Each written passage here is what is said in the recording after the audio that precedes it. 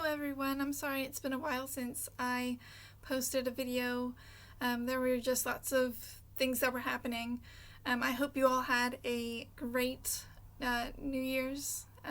My New Year's personally was quite calm.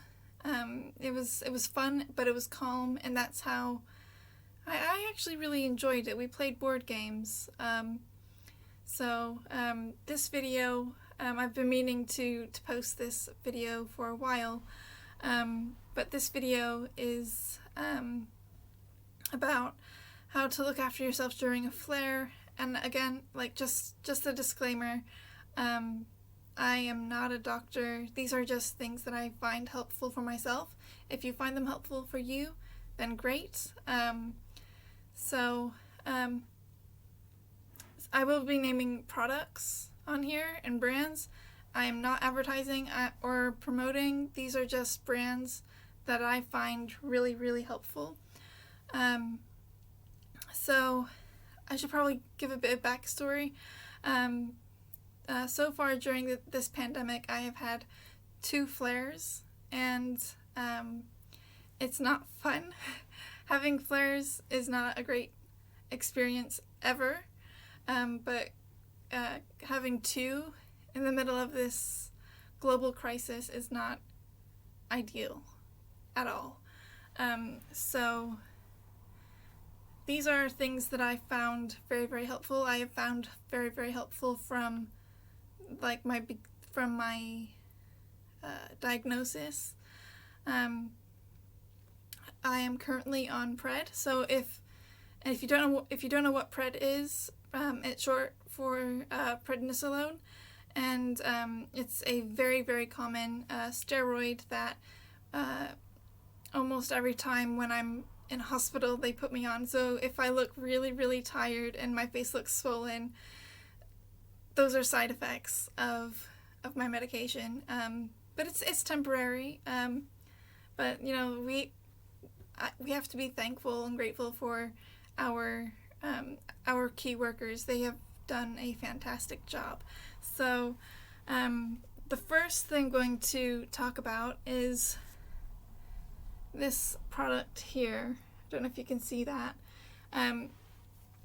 I always get extremely, extremely dry skin when I'm in hospital. Even when I come out of hospital, my skin is just really, really dry.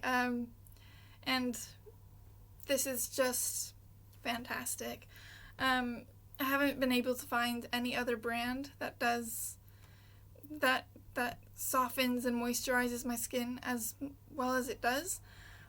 I know when you're flaring, you lose a lot of water and a lot of liquid, so it's just important to, I find it important to look after your skin. It always makes me feel a bit better. It smells great.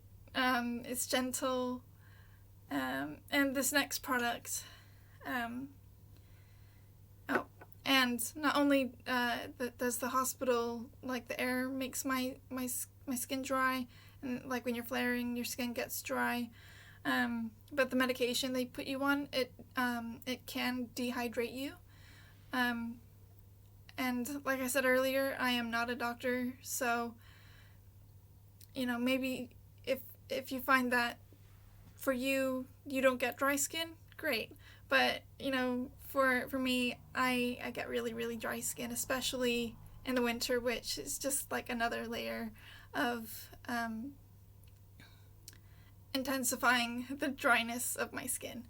And the other product that I'm going to mention is, I don't know if you can see that, it's Nivea, and it is the Pearly Shine.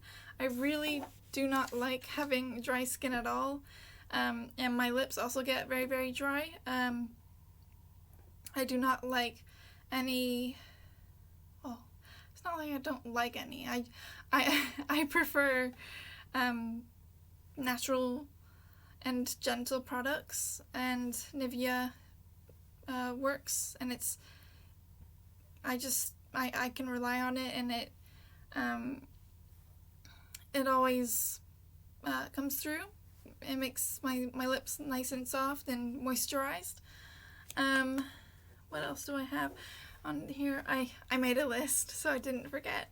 An extra cushion.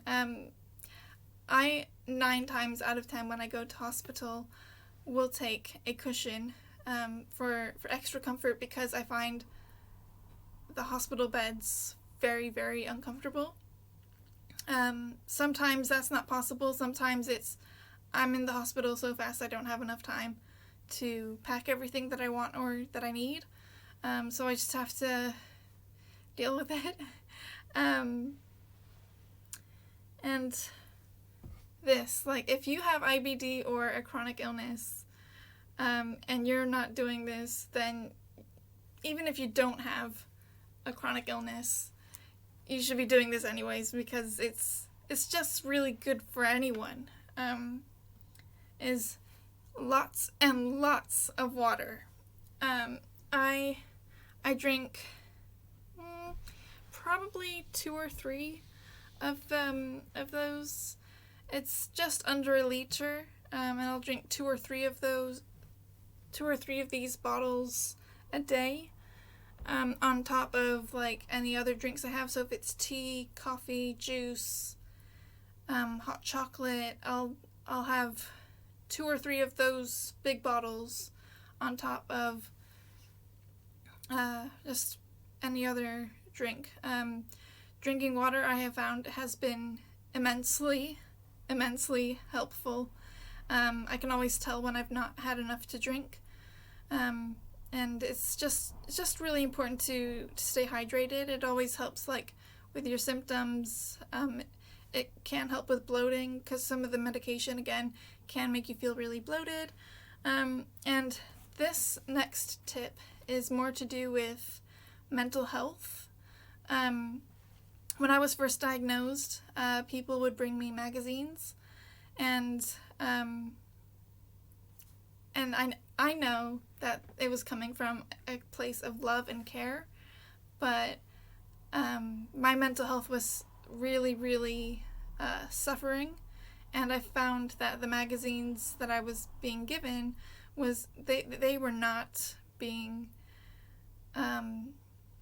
helpful or uplifting in any way for my mental health. So now whenever I go into hospital, I always take this, and I try and work my way through this, and it's also really good for passing time. And the other book that I'm reading at the minute is, I really, really like the design. So that's what the cover looks like, and that's what the side looks like. I have the Lord of the Rings not set, but I have the Lord of the Rings book in this exact design as well. So this is the Silmarillion. I'm sorry if I have butchered that, but I am a bit of a bookworm. And this is by J.R.R. Tolkien. So again, boredom buster, and it's just really, really helpful for mental health. Let's see. And this one I haven't put on the list, but I thought of, like, right before I made this recording, is rest. Even if you're not sleeping, just, like, listen to your body. If you need to put your feet up, put your feet up. If you need to lay down for a little bit and not necessarily take a nap or sleep, do that, because your body will thank you for it. I know for myself, I have pernicious, again, I may be butchering this name. I have pernicious anemia, so that means I don't absorb enough B12 through my diet alone. So with the anemia, I get very, very tired very, very fast. So I find resting when I can, like taking small breaks and pacing myself, I find just I find it very, very helpful.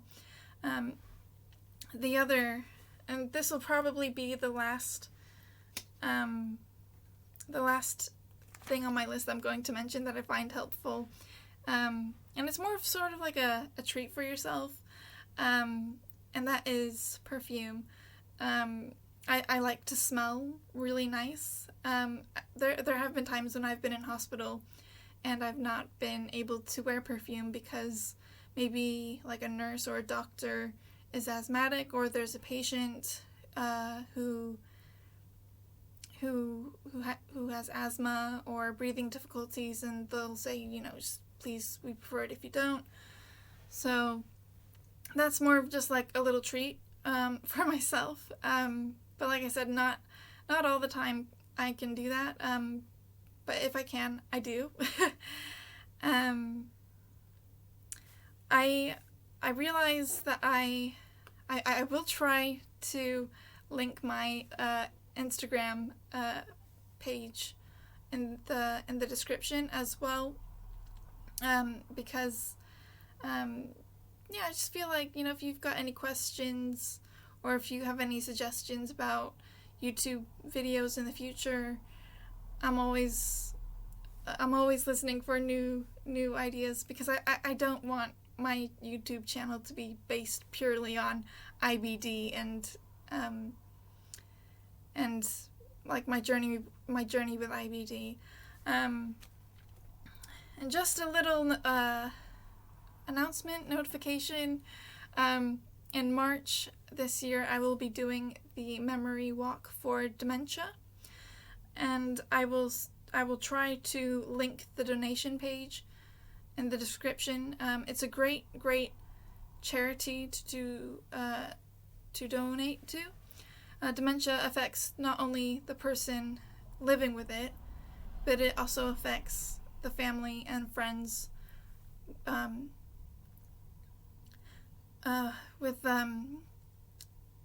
who see that person go through it. I recently lost a family member due to dementia, and that's why I'm doing this. I will try to blog my walk and try and make a video about the walk itself. So if you can donate, that'd be absolutely wonderful. If you can't, then that's okay. Not everyone can. So I hope you're all staying safe and just being safe and looking after yourselves and each other. So I'll see you guys later. Take care. Bye.